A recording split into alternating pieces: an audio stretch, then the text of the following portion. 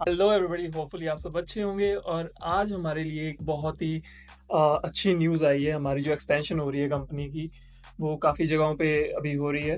तो सबसे पहले मैं आपको बताना चाहूँगा कि इंडोनेशिया में हमारी कंपनी ने एक फिजिकल ऑफिस सेटअप कर लिया है। और इस चीज़ की इम्पोर्टेंस काफ़ी ज़्यादा है। हालांकि इंडोनेशिया में काफ़ी देर से डिस्कशंस चल रही थी, लेकिन कहीं पर ऑफिस बनाने का जो एक इनिशिएटिव है कंपनी तभी लेती है जब हमें एक ऑफिशियल अप्रूवल अथॉरिटीज की ओर से मिल चुकी है। ऑफिशियल लेटर्स हमें हैंड ओवर हो चुके हैं, हमें एक तरह की गारंटीज मिल चुकी हैं कि हाँ, इस प्रोजेक्ट को फंडिंग मिलेगी। कोल का बहुत बड़ा एक्सपोर्टर है एशिया में, तो जिसके कारण उनको ये क्या नाम है, माइन से कोल को माइन करने के लिए और उसको ट्रांसपोर्ट करने के लिए एक सोल्यूशन की ज़रूरत है। जो एक कार्गो सोल्यूशन हमारा यू ट्रांस है, वो उनको एक बहुत ही अच्छा सोल्यूशन प्रोवाइड कर रहा है इसके लिए।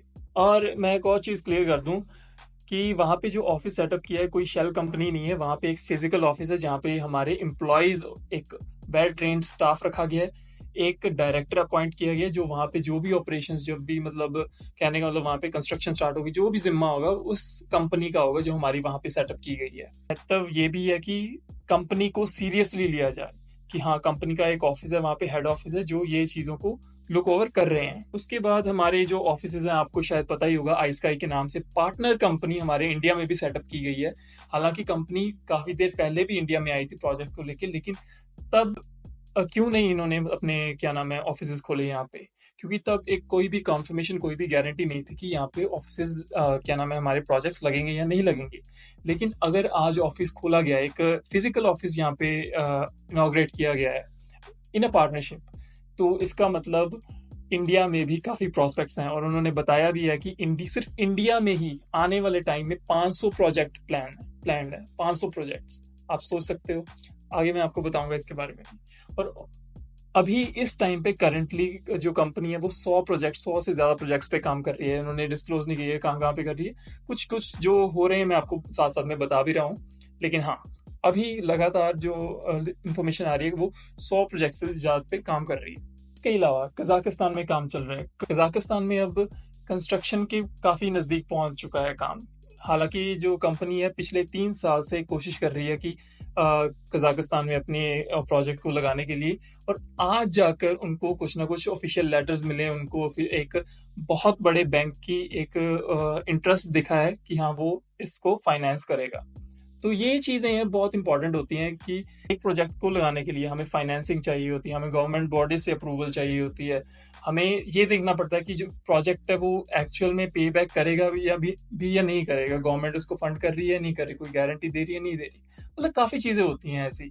और पिछले 3 साल से इस पे कजाकिस्तान में काम चल रहा है, लगातार कम्युनिकेशन हो रही है, एक दिन भी काम नहीं रुका है। लेकिन आज अगर कंपनी ने डिस्क्लोज किया है उस चीज़ के बारे में, तो डेफिनेटली बातें काफ़ी आगे पहुंच चुकी हैं और वहाँ पे एक प्रोजेक्ट आपको जल्दी ही देखने को मिल सकता है। मैं आपको ये भी बता दूं, कजाकिस्तान में एक्चुअल में लगने कहाँ जा रहा है प्रोजेक्ट। वहाँ पे एक पता नहीं इसको कहेंगे कैसे, कि वहाँ पे अल्मैटी नाम की एक सिटी है, अलमाती जो भी आप उसको कहना चाहो, जो कि सब को अलमाती सिटी से कनेक्ट कर रही है। तो ये एक प्रोजेक्ट राउट है जो वहाँ पे लग रहा है। और क्यों लग रहा है? क्योंकि वहाँ पे बहुत ही ज़्यादा ट्रैफिक की प्रॉब्लम रहती है, जो हमारा सोल्यूशन उसके लिए सॉल्व कर रहे हैं। तो आप शायद जल्दी ही देखेंगे कजाकिस्तान में भी एक हमारा फिजिकल ऑफिस होगा जहाँ पे स्टाफ अपॉइंट किया जाएगा, डायरेक्टर्स अपॉइंट किए जाएंगे जो वहाँ पे जो भी प्रोजेक्ट्स लगेंगे उनका देख रेख करेंगे। उसके अलावा मैं आपको बता दूं कि हम हर एक जगह पे क्यों नहीं जाते हैं। ये इसकी डिस्कशन भी इस इंटरव्यू में हुई थी कि हम हर एक जगह पे क्यों नहीं जाते, हर एक कंट्री में। हालांकि हमारे पास प्रोस्पेक्ट्स बहुत है, हमें बहुत सारी ईमेल्स और बहुत सारे प्रपोजल्स आते हैं कि आप हमारे देश में आके प्रोजेक्ट लगाओ।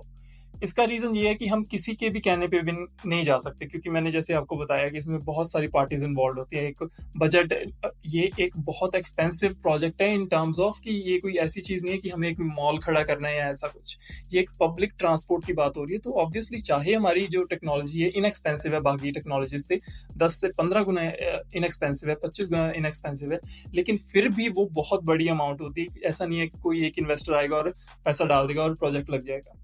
तो हमें वहाँ की बैंकिंग से अप्रूवल्स चाहिए होती हैं, जैसे मैंने आपको बताया। तो सपोज करो अफ्रीका से उन्होंने बात की थी कि अफ्रीका से मान लो कोई बंदा आता है और कहता है कि हमारा ये 20 किलोमीटर का राउट है सिटी ए से सिटी बी तक, और हमें यहाँ पे स्ट्रिंग टेक्नोलॉजी लगानी चाहिए।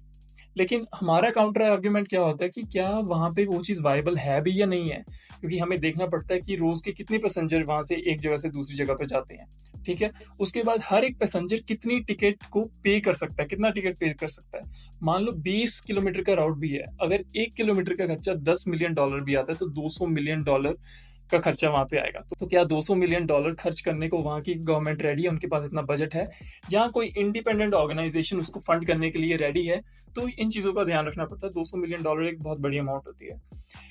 तो उसके बाद अगर मान लो वहाँ पे लग भी जाता है प्रोजेक्ट, क्या वो अपने आप को मतलब वे रीपे बैक कर देगा वो प्रोजेक्ट? सपोज करो आप $1 भी चार्ज कर रहे हो वहाँ के जो क्या नाम है पैसेंजर से भी, तो एक दिन में अगर 10,000 पैसेंजर एक जगह से दूसरी जगह जा रहे हैं तो आपको सिर्फ $10,000 एक दिन के बन रहे हैं। तो एक महीने के कितने हो गए? $3 लाख। और $3 लाख आप लगा लो, अभी प्रोजेक्ट को रीपे बैक करने में बहुत बहुत ज़्यादा टाइम लग जाए, तो ये पॉसिबल प्रोजेक्ट नहीं है। या तो वहाँ की गवर्नमेंट सब्सिडाइज करे इस चीज़ को, क्योंकि इन्वेस्टर पॉइंट ऑफ व्यू से वो चीज़ पॉसिबल नहीं है वहाँ पे। तो उसके बाद बात करते हैं कि प्रोजेक्ट की कॉस्टिंग की और हमारी जो इन्वेस्टमेंट्स कितनी अट्रैक्ट हो चुकी हैं। अभी तक जो जितना भी इकट्ठा मतलब कंपनी ने पैसा किया, कंपनी की रिसर्च एंड डेवलपमेंट में, टेस्टिंग साइट्स बनाने में, और जो भी आज तक इन्वेस्टमेंट इकट्ठी हुई है, वो इतनी इन्वेस्टमेंट नहीं होगी जो हमें एक प्रोजेक्ट से वापस मिल सकती है। कहने का मतलब एक 50 किलोमीटर का प्रोजेक्ट भी ना, आप लगा के चलो कि $500 मिलियन का होगा, और सिर्फ एक प्रोजेक्ट की बात हो रही है ये। और एक 50 किलोमीटर के प्रोजेक्ट से आपको $500 मिलियन की जो अमाउंट है उसमें से 10% है जो वो लाइसेंस फीस होगी।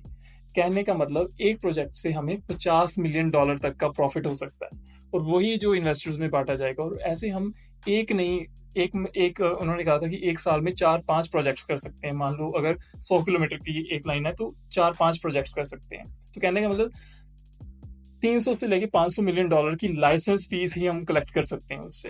तो इसका पोटेंशियल है, जब हमारा सोल्यूशन है काफ़ी जगहों पर लगने लग गया, जब लोग इसके बारे में अवेयर हो गए, ऑब्वियसली उनके पास कोई और ट्रांसपोर्ट की ऑल्टरनेटिव नहीं है, क्योंकि हमारा टेक्नोलॉजिकल जो सोल्यूशन है वो बहुत नया है, ऐसी कोई चीज़ ऑलरेडी बनाई नहीं गई है। तो आप इस चीज़ से अंदाज़ा लगा सकते हो कि अगर हमें एक प्रोजेक्ट से $50 मिलियन तक की लाइसेंस फी हम कलेक्ट कर रहे हैं, बाकी जो बनाने का खर्चा वो चीज़ें अलग हैं, तो आप देख सकते हो कि हमें जो पोटेंशियल प्रॉफिट है हर एक साल कितना आना स्टार्ट हो जाएगा जब कंपनी खुद टेक ऑफ कर जाएगी।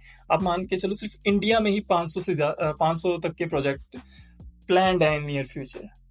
तो ये कुछ डिस्कशन थी जो वहाँ पे हुई थी, और इन चीज़ों में जल्दी नहीं बरताई जा सकती, क्योंकि एक एक जो कदम है ना बहुत ध्यान से लिया जाना चाहिए, क्योंकि ये एक ऐसी चीज़ है जहाँ पे काफ़ी सारी चीज़ें इन्वॉल्व हैं।